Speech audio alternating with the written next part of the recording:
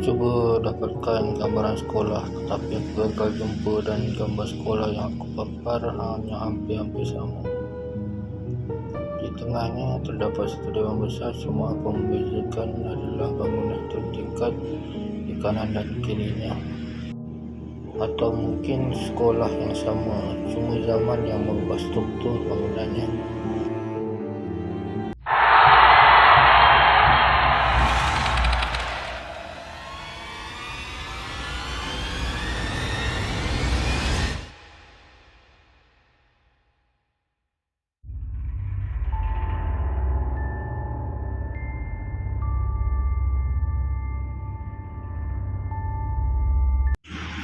Selepas kejadian yang berlaku pada episod yang lepas lalu, aku ditempatkan ke sebuah sekolah di daerah yang sama, cuma di kawasan pedalaman. Kalau dulu tu sekolah rendah, tapi kali ini sekolah menengah. Tapi sekolah ni tak bersama Naucil, tetapi dia sekolah menengah jenis Cina.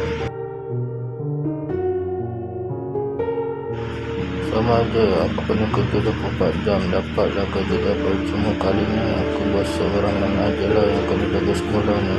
Pada bulan tu suasananya biasa je, nampak diam dan aku tak ada rasa apa-apa keanehan pun. Di belakang sekolah ni ada sebuah pondok kayu dan jam 5:30 petang aku akan bertugas di sana dan menjaga pelajar-pelajar yang akan melalui jalan di belakang ini. Pelajar-pelajar lelaki Cina ni biasanya akan lepak-lepak dan berbual di belakang pondok ni. Mereka kelihatan ramah dan tak sombong. Mereka akan lepak biasanya sehingga 30 minit lamanya. Selepas mereka semua pulang, aku akan mengunci pintu pagar belakang sekolah tersebut dan akan membuat rendaan di dalam bangunan sekolah. Dewan ini adalah satu-satu jalan yang aku perlu lalui untuk sampai ke bahagian hadapan ruangan sekolah ini. Hadapan sekolah ini adalah jalan raya yang kecil, namun di hadapannya itu adalah hutan semak. Seram juga rasa suasana macam ini juga. Biasa juga pondok pengawal di sekolah ini. Aku pun masuk ke dalamnya, buka kasut dan cuba lena sambil duduk di sebuah kursi empuk. Namun tak berapa lama aku dah terlena dan aku terdengar bunyi ketukan pagar. Aku lantas melihat jam di tangan yang baru menunjukkan ke pukul 7:30 malam. Ada seramai 6 orang pelajar lelaki Cina yang datang membawa sebiji bola keranjang. Buka pintu bang, kami mahu main bola. Sebaiknya ke masuk lampu dihidupkan mereka. Abang tidur aja lah, nanti kami nak pulang, kami kerjakan abang. Beritahu salah seorang daripada mereka. Aku memang pantang kena offer lampu dalam pondok pengawal. Aku matikan. Cukuplah cahaya spotlight yang mereka gunakan itu. Tak ada berapa lama aku terlena dan aku tersedar semula, namun tiada lagi cahaya spotlight. Kedengaran di sebelah kiriku pelajar Cina tersebut berbual sambil bersujud di atas lantai gelanggang bola keranjang. Aku tengok jam di tanganku, baru jam 4:30 malam. Maknanya mereka ni datang bukan mau main bola tapi mau berbual-bual.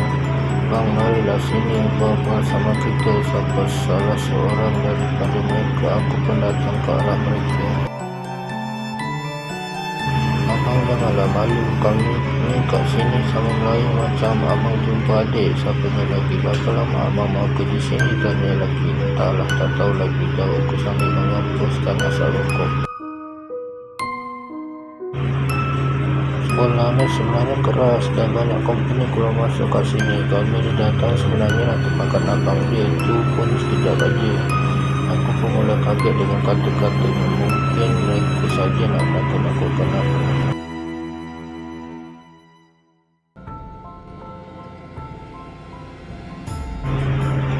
Setengah malam mereka pun tergesa-gesa pulang. Kata salah seorang mereka kerana ada hal penting lain. Tak lama selepas mereka keluar, aku pun turut keluar ke pintu pagar hadapan. Tak sanggup rasanya mata aku nak menentang lama-lama bangunan sekolah itu. Memandang ke arah hutan di hadapan sekolah dan mendengar pula pesan daripada pelajar-pelajar tersebut, aku dah mula rasa tak enak lagi. Nekat aku meninggalkan halaman sekolah itu dan aku berjalan ke arah kiri jalan dan aku sampai ke kawasan kedai yang jaraknya dengan sekolah lebih kurang 100 meter.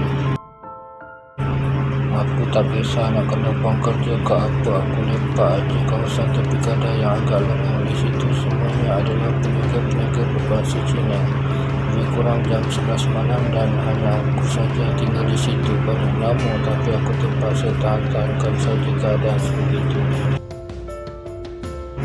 Bertepuk tampaklah aku sesekali. Kadang aku cuba bakar sesuatu. Esok aku akan sediakan ubat nyamuk ingatan aku pada diri aku sendiri. Dan satu pagi aku cuba berbaring di tepian kedai, tapi bau amis pasar dan nyamuk membuatkan aku tak mampu meremehkan mata. Kadang aku terlena sambil berdiri akibat tak tertahan lagi. Itu pun sekadar beberapa waktu. Jam 2.30 pagi aku berjalan sebab nak lari dari diurung oleh nyamuk atau dua bau amis kedai. Jam 3.30 pagi aku dapat juga lena sehingga jam 4.40 pagi. Itu pun aku tersedar akibat terdengar suatu bunyi. Rupanya pada masa ini kedai tersebut dah mula nak beroperasi lagi. Walau mereka seakan buat tak faham kehadiran aku, tapi tebal juga rasa malu membuat aku cepat beredar dari situ. Kali ini langkah aku susun perlahan-lahan untuk sampai ke sekolah. Namun tak jauh daripada sekolah itu dan berhadapan jalan ada sebuah pondok kecil perhentian menunggu bas. Aku cuba melinakan mata sesekali sambil aku duduk dan sambil aku menunggu masa yang kini telah hampir ke pagi hari. Dan setelah jam 6.30 pagi itu barulah aku berani membuka pagar sekolah dan masuk ke pondok kawalan. Hanya 10 minit aku nak melelakkan mata, namun dikejutkan kehadiran pelajar yang belum masuk ke kawasan sekolah. Fikirku siang hari aku mau lena, namun situasi yang sibuk membuatkan aku terpaksa bersengkang mata.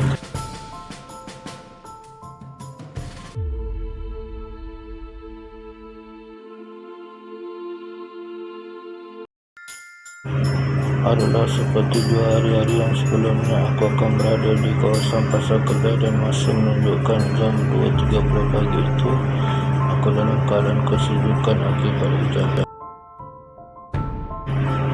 Memang hari yang paling malang buatku. Sudahlah aku menahan rasa mengantuk yang teramat berat. Malahan hujan itu tiada tempat pula aku mau melelakkan mata ini. Aku hanya mampu berdiri saja sambil menahan kesejukan itu. Namun kerana desakan kelihatan yang teramat, aku terhadap juga sangat berdiri dan aku terjaga akibat bunyi yang biasa menunjukkan aku. Lantas aku berbuka berlidah tanpa melihat jam di tanganku lagi.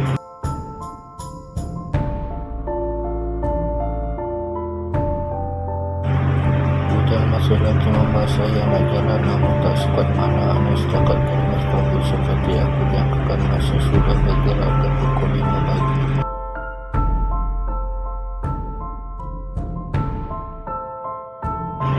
Dan kali ini aku memberanikan diri untuk membuka pintu pagar dan memasuki kawasan sekolah atas berdasarkan anak mata dan tekanan suhu hujan, dan aku tak mampu lagi menahan. Aku memilih bilik dan jaga tamu di sebelah kanan dan membuka pintu dalam tak menguncinya. Lampu di bahagian dalamnya memang dah aku petik seawal semenjak daripada jam 6.30 petang lagi. Ada seekor kucing berwarna putih di dalam bilik darjah itu, tapi aku mengingati pesan orang dulu kononnya makhluk halus takut kepada haiwan yang berbulu. Lantas aku mengambil kucing itu dan aku berbaring bersama alas kotak dan kepala aku membelakangi pintu darjah tersebut. Dalam keadaan menunggu rasa atau teramat keletihan itu, aku cuba merelakkan mata. Akan tetapi ada suatu bunyi di atas ubun-ubun kepalaku. Aku cuba mengamati. Ada suara seseorang sedang bercakap, tak berapa jelas apa diperkatakannya. Akhirnya aku mulai sedar bahawa bahasa yang mereka gunakan itu adalah bahasa Jepun dan mendengar arahan diberikan. Yang tak lama selepas itu terdengar pula gerakan kaki berkawat lingkungan bilangan di antara 6 atau 7 orang. Aku menutupi kepalaku dengan baju yang memang aku bawa daripada pondok pengawal tadi untuk menahan rasa kesejukan. Betapa takutnya aku pada waktu itu, dan kedengaran pintu bilik darjah yang di atas ubun-ubunku itu bergegas seolah mereka menolak atau menendang, tapi agak perlahan. Dan dalam keadaan cemas dan ketakutan itu, akhirnya berkumandang bunyi azan subuh di surau yang berdekatan. Alangkah lega rasanya, dan bunyi hentakan kaki itu terus lenyap serta merta. Barulah aku dapat menenangkan mata dan badanku yang agak letih.